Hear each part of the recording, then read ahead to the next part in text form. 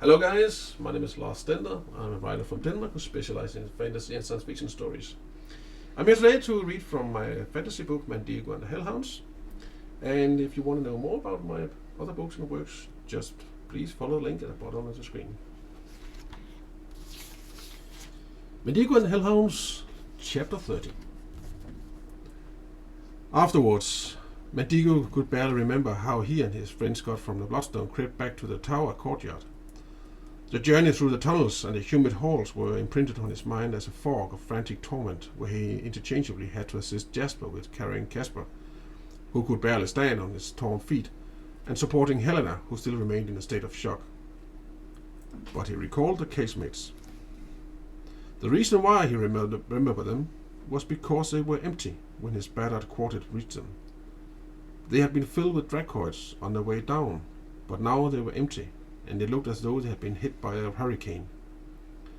The bunk beds, tables, chairs, closets, plates, utensils, and numerous other furniture and equipment had been scattered helter-skelter or smashed to smithereens.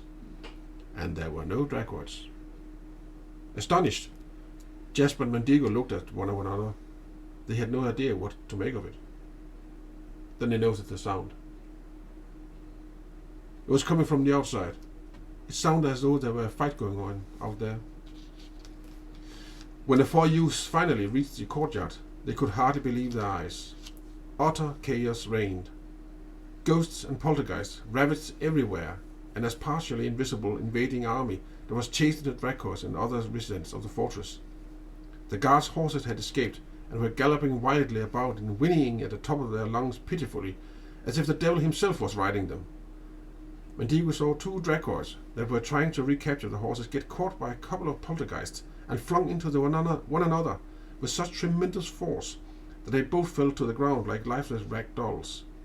Panic-stricken chickens flew around in the air amidst swords, axes, spears, lances, knives, clubs, pitchforks, and a swarm of kitchen utensils. Anyone who was so unlucky to get caught in this unnatural whirlwind would be transformed into a pincushion in just a matter of seconds. A big haystack over by the corner suddenly came to life and spewed all its contents high up into the air as if it had been a spiteful volcano. Wisps of hay floated down slowly at first, but eventually became absorbed in the whirlwind of weapons and chickens, and then there was the straw arrows that drilled into any kind of soft surface, including eyes, ears, or unprotected skin. There were the sound of screams and yells and terror-stricken screeches. The dracoid officers desperately tried to gather their troops, but it was hopeless.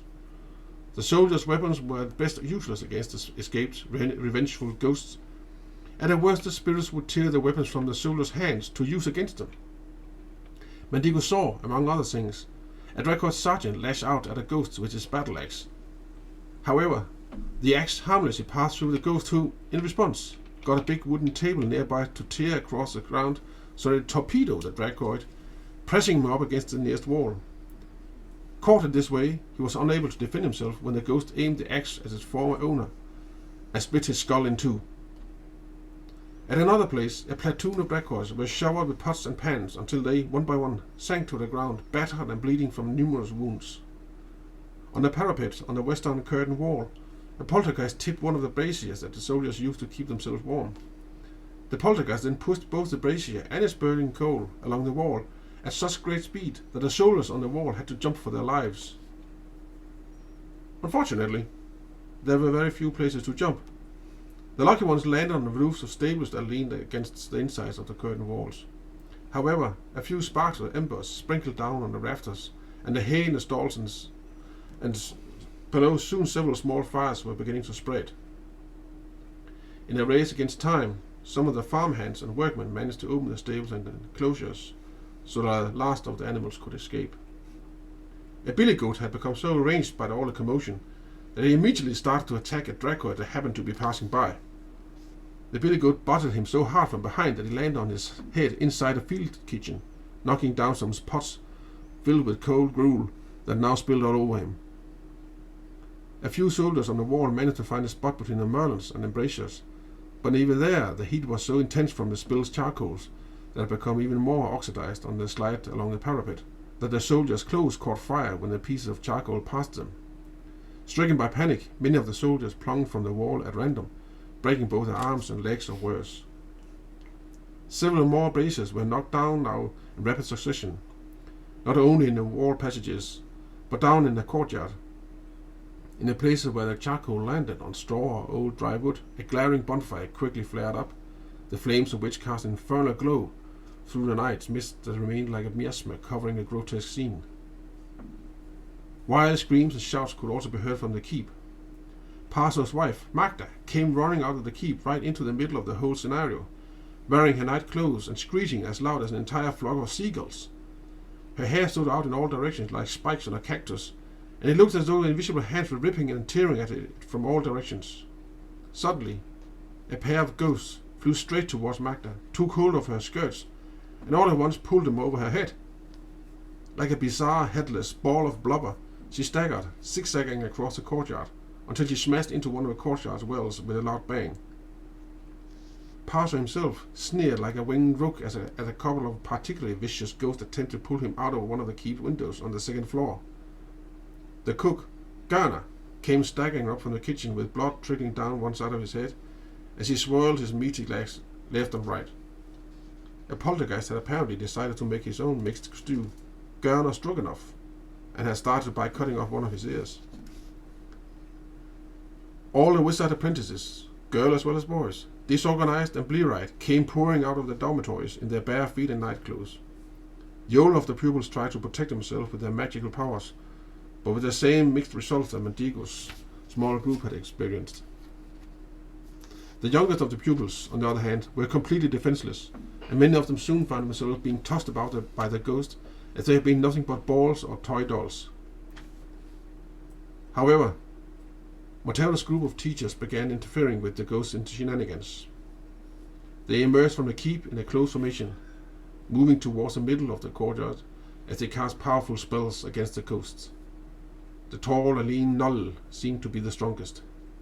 Every time he lifted his broad, bony hands to cast a spell against the ghost, it would seem to disappear. Verulia, Todekal, and Cersida, on the other hand, had to struggle more to gain the ghost's respect. Several times one of them would almost get knocked over by an impertinent ghost, or their frocks would get ripped apart by invisible yet deadly claws, like the ones that had handled Helena and Casper. Mandigo and Jasper continued to struggle to get their two wounded friends to safety.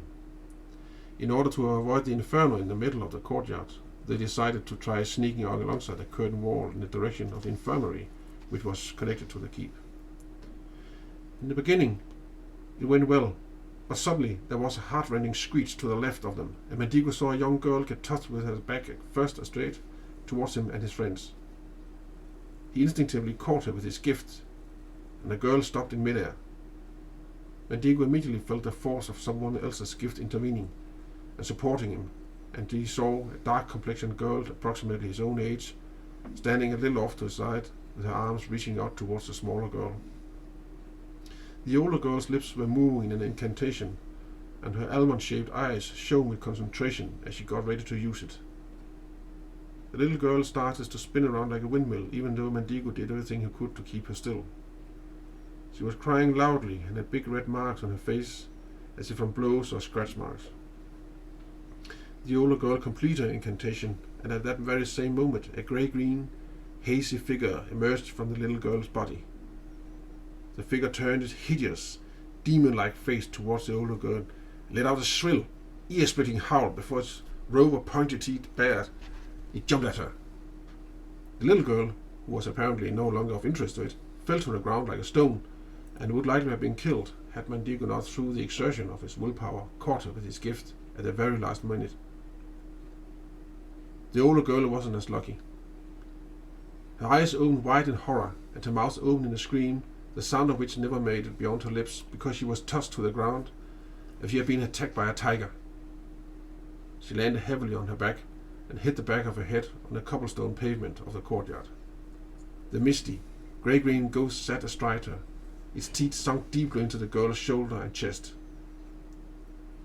Just as it was about to tear her body open, it started trembling intensely and then toppled over sideways, whimpering like a dog who's just been kicked. Mandigo scowled at the ghost and lifted his father's sword. He had tried to focus his gift for an all-or-nothing attack against a horrible demon, but had not had enough strength to kill it off entirely. Now he stepped towards it decisively, as he secretly hoped that it had been so weakened by his attack that it wouldn't consider continuing the fight with him. But the demon had no intention of abandoning its warm prey that lay between Mandigo and itself. Like a hyena sizing up its new opponent, it started to circle Mandigo as it hissed and frothed in rage. Its eyeballs were nothing but two black holes with tiny, flame-red dots at the bottom, and his body undulated and kept changing shapes. Then, suddenly, to Mandigo's great surprise, it started speaking. "You were the one who destroyed Hasrasal. You were the cursed angel's son. I ought to kill you this instant, but you set me free, and therefore you deserve my gratitude. You are in luck. This time. Now we are even. I have marked this human girl. She now belongs to me. Go and save the little pup and your friends, and I will let you live. But if we ever meet again, your blood belongs to me." To his bewilderment, Mandigo felt an icy sensation rush through his stomach, and he struggled to stay on his feet. He held on to his father's sword in desperate grip, but it was only through the exertion of his very last resources that he was able to hold the sword before him in defense. If the demon were to carry out his threat and attack him now, he truly doubted that he would be able to defeat it. Suddenly, there was a whizzing sound of 1,000 flapping wings, and Mortero's flock of Trollocs came diving out from the haze like a fluttering whirlpool of macabre darkness that practically sucked all the air out of one's lungs. Mandigo gazed up just in time to duck from a Trolloc that was aiming straight at him. The winged monster missed him by a hair's breadth. Mandigo looked over at the demon, but it had disappeared. He wasn't sure how, and actually didn't really care at this point. Several more Trollocs came chasing up from the undulating fog. Their shrill, guttural screams echoed between the walls of bloodstone, and he threw himself upon the dark-complexioned girl in order to protect her with his own body. The sweet, sickening smell of her warm blood stung in his nostrils. The weight of his body made her open her eyes wide. Their faces were only a few centimeters apart. The world around them seemed to be falling apart, but for Mandigo and the girl lying under him, the only thing that existed was a gaze into each other's eyes. Various emotions came rushing to the fore, each one like pearls on a piece of string. Fear, surprise, dread, curiosity, pain, longing, lust, tenderness, confusion, hope. The night sky was then all at once lit up by a sizzling lightning. The Trollocs scattered, and the ghost vanished into the nothingness between this world and the next. A resonant, fierce voice reverberated, making the ears sing. "What in hell is going on here?" Mortero had returned.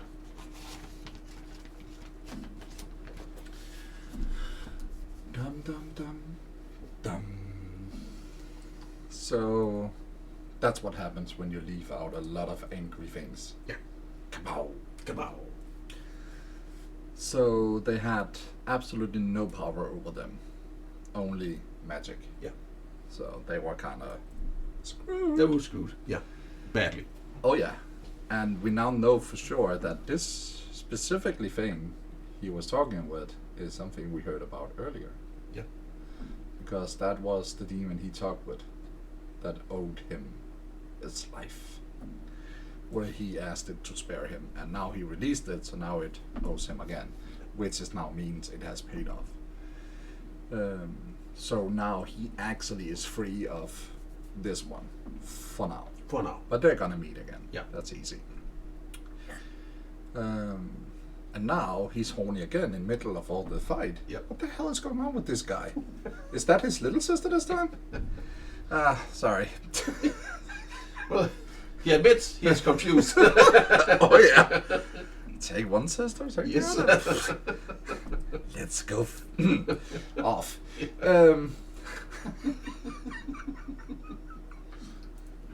Yeah. Yes. So then we have this gatekeeper Montero. Yeah. Montero. Yes. What I was thinking about when you're reading, I'm looking at the pages as well. And I believe with the knowledge and technology we have now, you should put in a few pictures. Yeah. One of the things I was noting is that down in the crypt, when they stand together, would be a good picture to get a feeling of them. Yeah. And when the guy in the armor is that, and the white lady stands together, could also be a really good picture. Yeah. Doesn't need to be more than that. But it's definitely worth pursuing. Yeah. Yeah. I think something should be simple. Yeah. But enough to show something. Yeah. So we don't need to see the whole fight. We don't need all that. No. But the key persons you're talking Yes. about could be a good idea to Key get persons pictures. in a key scene. Exactly. Yeah. Like for example when he meets the big, and I don't remember, swirls. No, those guys. The big. Yeah. What are they called again? Swallows. Yeah. When he meets the armor guy. Yeah. I think that could be a good picture too. Yes. With those two. Also, I managed to understand that you really like animals. Yeah. Because you did not let them get hurt. That's right. I noticed that in this specific scene we were talking about. Yep. You let them go unharmed. Yep. So for some reason you have the same feeling about animals like me. They should not be harmed because other people are idiots. Yeah, exactly. Which seems the ghost have the same feeling. Yep. I think The innocence. yes, the ghosts predominantly attack people in this scene. You just or not innocent ones. Well, not innocent ones, but their anger, the hatred they are expressed, they're expressing, is directed towards people, the animals, Humankind. humankind, and the dracoids, the guards. Humankind. Yeah, humankind. Yes. It's still something that can talk, something that can walk. The billy goats attacks one of the dracoids, and then the horses and stuff. That's just they're not relevant to the ghosts. No, it's kind of cool. Yeah. So you're gonna read one last chapter, Right. and then we're gonna put it all up. Yeah. Which means if we have a good idea, you have been reading up 4 chapters today. Yeah. You're getting tired. Yeah. Yeah. I am, but it's a good way. Close us down for now. Yep.